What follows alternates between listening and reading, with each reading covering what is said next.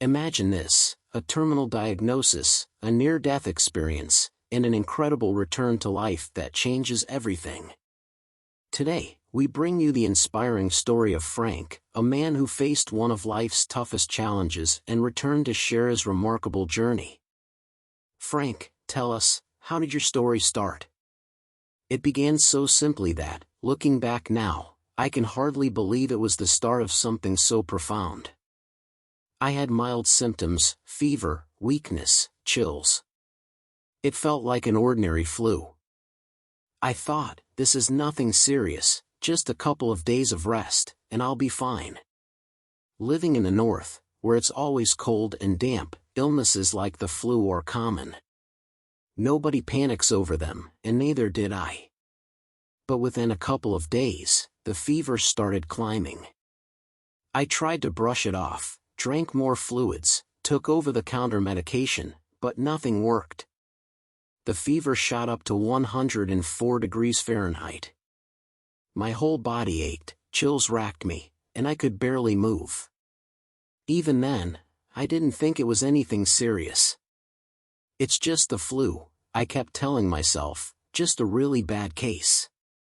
I was still making plans for the following week, intending to work in the shop as scheduled. That's the only reason I went to the doctor, to make sure I'd be fit for work. That visit changed everything. I went to see the doctor on a Friday. He examined me, took some blood tests, and told me to come back on Monday for the results. At the time, it seemed like a standard checkup. I expected him to say, "Here's a prescription. Drink plenty of fluids and get some rest." But Sunday changed everything. My fever wouldn't drop, it only got worse. I felt like I was losing control of my body. I couldn't get out of bed without feeling like my energy was completely drained. My breathing became labored, and for the first time, I was scared. Deep down, I started to feel that this wasn't just a bad flu. On Monday, I dragged myself back to the doctor. Barely able to stand, I sat in his office, waiting. He looked at me with a serious expression, like he was trying to find the right words. Then he said the phrase that would change my life forever: "You have acute myeloid leukemia." I froze. I didn't even know what it meant. I asked, "Is that blood cancer?" He nodded. He started explaining the details, but I couldn't hear most of it. My mind was racing, trying to process what was happening. All I could think was, how did this happen to me? Why? Almost instinctively, I picked up my phone and called my mom.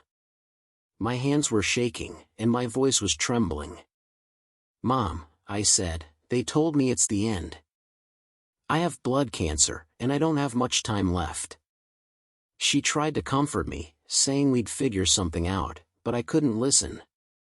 My world had collapsed. 2 days later, I was transferred to a university hospital. The specialists confirmed the diagnosis. After more tests, they told me I had, at most, 3 weeks to live. Treatment started immediately. It was an aggressive form of chemotherapy. The drugs were pumped into my body non-stop through a catheter in my carotid artery. It was intense. I could feel my strength draining with each passing day. My body was deteriorating, my skin turned gray, and I couldn't bear to look at myself in the mirror. Every day felt like a battle. I lay in bed, listening to the sound of the machines around me. I could feel the chemotherapy burning through my body. Sometimes, I thought I wouldn't make it through another day. How did you cope emotionally? Honestly, I didn't. It wasn't just a fight against the disease, it was a fight within myself. My faith began to crumble. I couldn't pray. I couldn't hope. It felt like every day was bringing me closer to the end.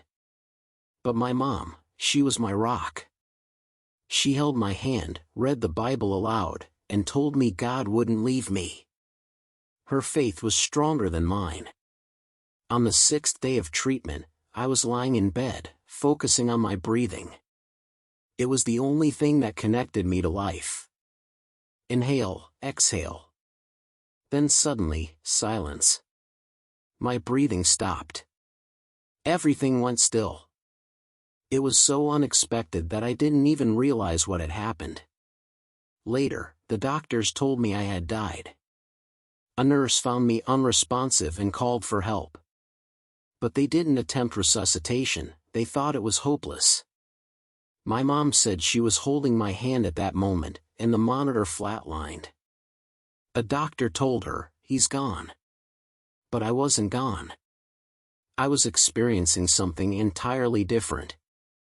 At first, I felt the ceiling moving closer to me. It was such a strange sensation that I got scared. Then I turned and saw my body. I saw my mom, the doctors, the machines. That's when I realized I had died. Then I felt myself passing through the ceiling, and suddenly, I was in another place. There was a vast sea in front of me. It wasn't ordinary water. It was crystal clear, shimmering, and alive. The water moved as if it had its own soul. I stood there, feeling an incredible energy filling me. Every cell in my body felt alive. It was peace, power, and harmony all at once. In the distance, I saw a golden city. It was shining with an indescribable light. This light wasn't coming from a single source, it was everywhere. It surrounded me, filled me, and gave me strength. I started running toward the city. I remember feeling the grass under my feet, it was soft, like silk. As I approached the gates, they were enormous and made of pearls, glowing in the light. The gates opened, and I saw him. What did Jesus look like? He was tall, with long hair, and his eyes, they were unlike anything I've ever seen. His gaze was full of love, acceptance, and understanding. It was a feeling I'd never experienced on earth. In his eyes, I saw that I was known, that I mattered, and that I was deeply loved. What did he say to you? He looked at me and said, "You must go back." I didn't want to. It was so peaceful, so perfect there. But in the next moment, I felt myself being lifted and turned around. And then, I was back in my body. When I returned, it was overwhelming. After experiencing the perfection of that other world, being back in my body felt like being trapped. My body was weak, fragile, and small. I didn't want to be there. But the doctors were shocked. They noticed that my condition was improving. My organs began to recover, and scars started disappearing. Even my kidneys, which had completely shut down, started functioning again. It was nothing short of a miracle.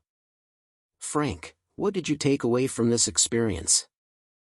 I realized that life is a gift. Every single day, every single moment matters.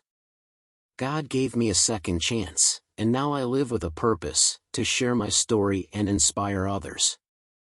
Even in the darkest moments, there's hope. Thank you, Frank, for sharing your story. It's truly inspiring and gives hope to so many. Thank you for listening. Never lose faith. Even in the hardest times, life can surprise us in the most extraordinary ways.